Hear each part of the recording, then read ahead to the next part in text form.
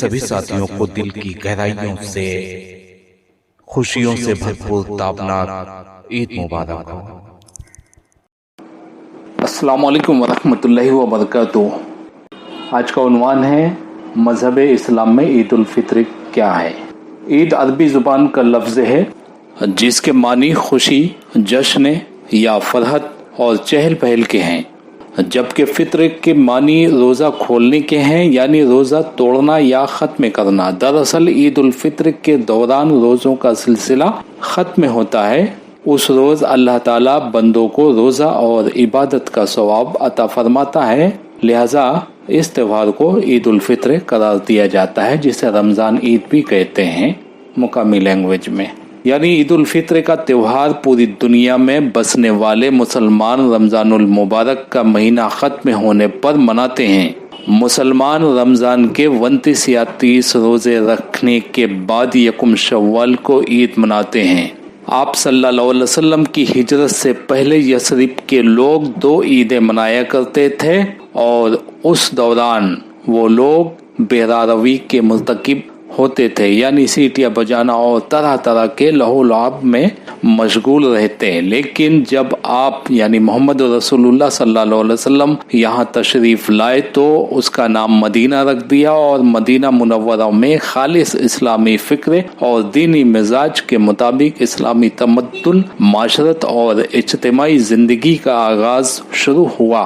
چنانچہ رسول کریم صلی اللہ علیہ وسلم کی مدنی زندگی کے ابتدائی دور میں عیدین کا مبارک سلسلہ شروع ہو گیا تھا، جس کا تذکرہ سنن ابی داؤد کی حدیث میں ملتا ہے۔ انس رضی اللہ عنہ روایت کرتے ہیں کہ اس سے پہلے اہل مدینہ 2 دن بطور تہوار منایا کرتے تھے، جن میں وہ کھل کر تماشے کیا کرتے۔ جب رسول اللہ صلی اللہ علیہ وسلم نے ان سے دریافت کیا اور فرمایا کہ یہ 2 دن جو تم مناتے ہو ان کی کیا حقیقت اور حیثیت ہے، انہوں نے عرض کیا ہم عہد جاہلیت میں یعنی اسلام سے پہلے یہ تہوار اسی طرح منایا کرتے تھے۔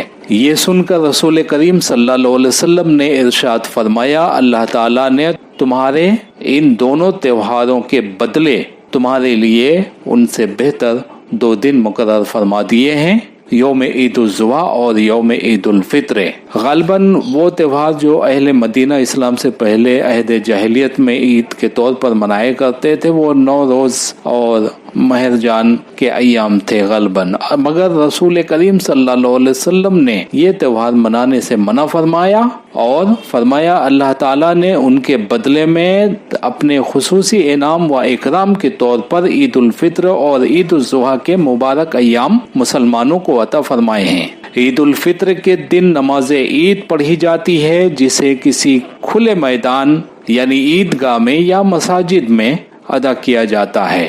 مسلمان کا عقیدہ ہے کہ اسلام میں انہیں حکم دیا ہے کہ رمضان کے آخری دن تک روزے رکھیں اور عید کے دن نماز سے پہلے صدقہ فطر ادا کریں۔ اہل اسلام ہر سال 2 عیدیں مناتے ہیں۔ عید الفطر کے دن خصوصی طور پر مسلمان صبح سورج نکلنے سے پہلے بیدار ہو جاتے ہیں اور نماز فجر ادا کرتے ہیں، پھر دن چڑھے عید کی نماز سے پہلے کچھ میٹھا یا کھجور کھاتے ہیں جو سنت ہے، اور اس دن یہ روزہ نہ رکھنے کی دلیل بھی ہے اور علامت بھی ہے، یعنی بھرم ٹوٹ جائے کہ میں روزے سے ہوں۔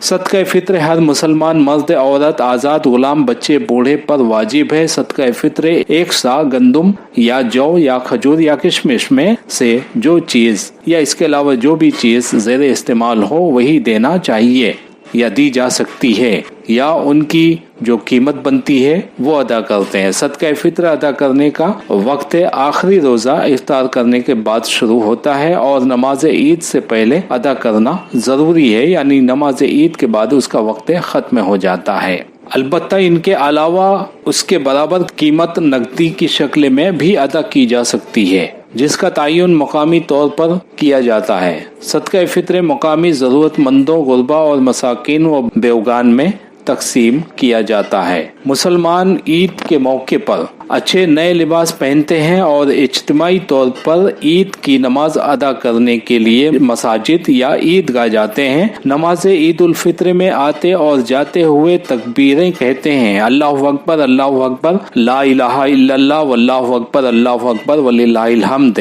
या इसके अलावा जो दूसरी तकबीरें सहाबा कराम से साबित है वो भी कहना सुन्नत है। इसके अलावा ईद के रोज गुस्ल करना, खुशबू इस्तेमाल करना और अच्छा लिबास पहनना सुन्नत है। ईद की नमाज का वक्त सूरज के एक नेज़ा बराबर बुलंद होने पर शुरू हो जाता है। यहाँ पे काबिल जिक्र बात यह है कि हर नमाज के अदा करने से पहले अजान दी जाती है और अकामत कहना जरूरी है, मगर ईद की नमाज को अजान और अकामत से मुस्तस्ना रखा गया है। ईद उल फित्र की नमाज के मौके पर खुतबा ईद के अलावा बनी नूह इंसानियत की भलाई और आलम इस्लाम के लिए खुसूसी दुआएं की जाती हैं, जिसमें अल्लाह ताला से अपनी कोताहियों और गुनाहों की माफ़ी मांगी जाती है और साथ ही अल्लाह ताला से उसकी मदद और रहमत मांगी जाती है।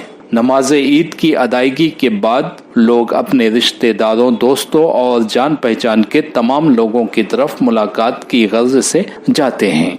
आखिर में एक बात की वजाहत और कर देता हूँ, वो ये है कि ईद के दिन स्पेशल किसी को दावत नहीं दी जाती, बल्कि दरवाजे खुले होते हैं, लोग आते हैं ईद मिलने के लिए, गले मिलते हैं एक दूसरे से, एक दूसरे को ईद की मुबारकबाद देते हैं और घर में जो डिशेस बनाई गई हैं बतौर नाश्ते के, पेट भरने के लिए नहीं बल्कि बतौर नाश्ते के लिए, और जब लंच का टाइम होता है या डिनर का तो फिर वो पेट भरने वाली चीजें भी होती हैं। खुसूसी तौर पर वो खाते हैं और चले जाते हैं।